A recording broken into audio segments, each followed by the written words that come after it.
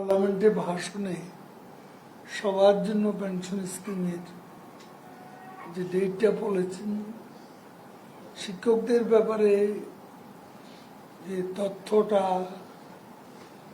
গেছে এটা it's a mistake, এবং এটাই সত্য যে সবার পেনশন স্কিমে অন্তর্ভুক্ত করার তারিখ হচ্ছে 1 জুলাই 2025। এটা তাদেরকে আমরা পরিষ্কার বলেছি।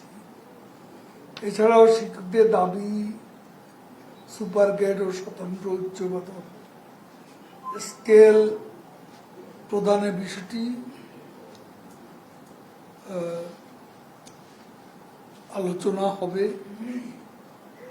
আমরা পাবলিক বিশ্ববিদ্যালয়ের সকল শিক্ষকের মর্যাদা, আর্থিক সুবিধা অসুবিধা বিষয়ে আলোচনা করে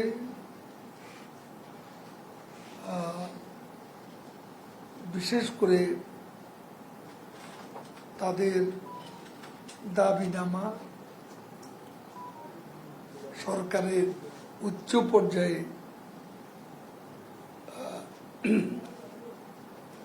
তারা লিখিত যে বক্তব্য দিয়েছেন প্রধানমন্ত্রী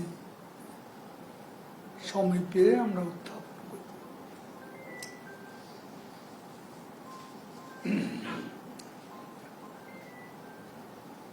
পরবর্তী সিদ্ধান্ত আমরা আলাপ আলোচনা করে নেব। আলাপ আলোচনার ভিত্তিতে আশা করি সকল সমস্যার অচিরে সমাধান। আমরা বিশ্ববিদ্যালয় শিক্ষকদের কর্মবিরতি কর্মসূচি প্রত্যাহার করার জন্য অনুরোধ করেছি।